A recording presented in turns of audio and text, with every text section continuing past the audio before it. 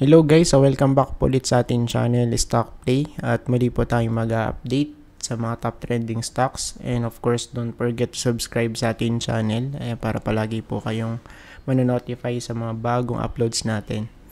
Ayan. So let's start guys with Converge. Okay, silipin muna natin yung chart. Shout out sa mga viewers po natin, sa mga nagsasubscribe, and as well yung of course yung mga nagka-comment dyan, maraming salamat po sa inyo. Okay, so far so good. So for Converge, medyo okay, papataas to. Of course markup pace na kasi to guys. Yung area na to, markup pace na yan. Yung first phase, ito. Ayan. In yung confirmation, yung breakout, no? So, dun magandang bumili. Kasi minsan, kahit na matagal lang ganito, of course, pa-bounce. Minsan, kumbaga, nalalaglag pa rin sa baba. Pero, most of the time, pagka ganito na itsura, at hindi na siya nag-create ng lower low, since for Converge ganun yung nangyari low tapos higher low, no? Ayun. Okay, so for Converge, markup pace na to na mako-consider, pero take note guys, overbought na to.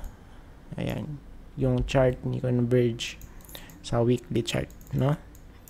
Okay, from here 8 point something, 8.48, and right now, so halos na siya 10%. Okay, from here tas hanggang dito 65%. Okay, so malapit nang mag 100% for Converge. Sobrang bullish ng chart, solid. Yun nga lang, kailangan natin ng pullback dito, no? Pullback. So far, pag-chinik natin, iisa pa ba to? I think pwede pang umisa, pero sobrang risky na, sobrang risky guys.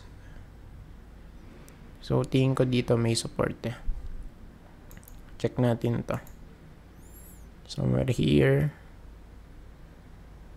Dito. So, I think dito sa area na to. Ayan. So, dito tayo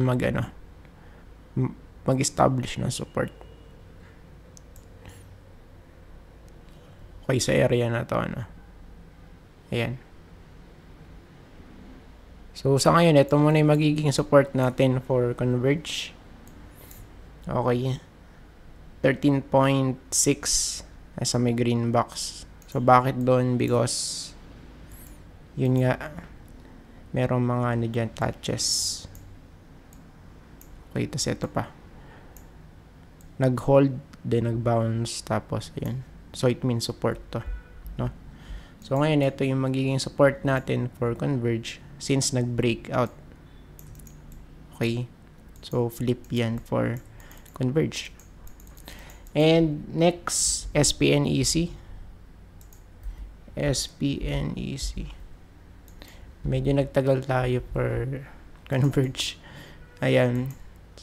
So, I think okay lang naman yan. SPNEC, same pa din. Same setup, no? Still malapit sa may support, 0.99. And right now, 1.03 yung niya. Yung close.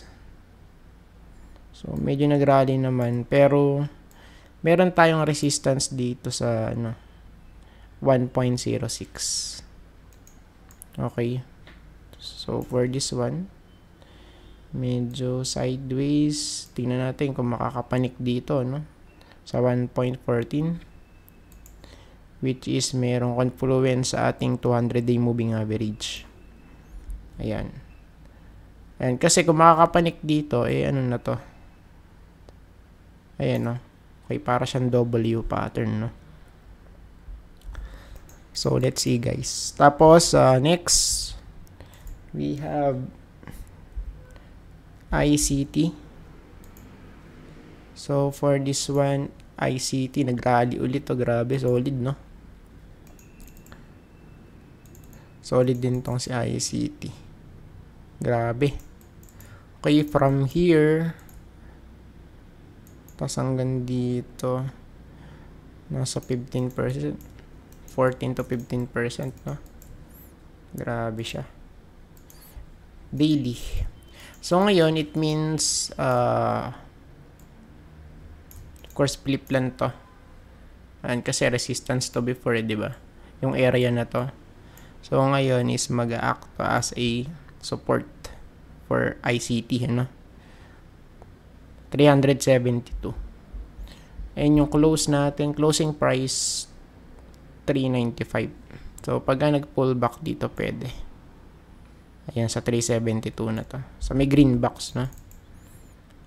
Ayan, so, let's see. Next, ASIN.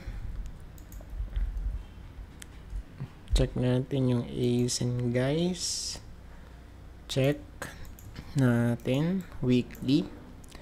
Medyo nare-reject na rito, no? So, may yun natin. Green box kasi resistance to 5.9.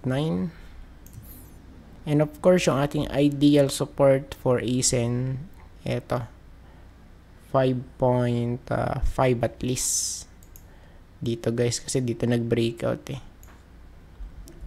Okay, so goods lang na pumunta dito, then mag-stay, then mag-retest ulit, no? Ayan. Then sa daily chart, check natin. Pwede naman. Yan kasi may divergence dito eh. May possible divergence, lower high tapos higher high dito, no? So may ano natin. So may chart. Ayan. Okay. So, ang pinaka-ideal sa eto, 5.5 at least. Next, dito, check natin. Sa weekly chart muna tayo. Of course, still nasa support pa rin to. Ano, medyo nag-hold sa may dos eh. Still nasa green box, guys. So, kung ganito yung case, let's see ulit kung magre-retest dito, no, sa may 2.2. Kasi ito yung last eh. Ayan, no. So, malapit dito yung last retest niya nung nag-bounce, no. Laglag, tas nag-bounce. Okay, malapit sa 2.2. So, this time, tignan natin kung magra-rally hanggang dito. Ayan, so may 2.2, ano. Pero still, kung titignan natin, lower highs and lower lows pa rin naman to. It means downtrend pa din, no? Still bearish. Ayan. So, yun nga lang. Okay. Pagka bigla nag-pump to, medyo, of course, medyo gaganda yung kanyang chart, no? So, sa daily, tingnan natin. So, ang pag-asa dito talaga eh. Sa 2.2 na to. Hanggang dito sa may 200-day moving average.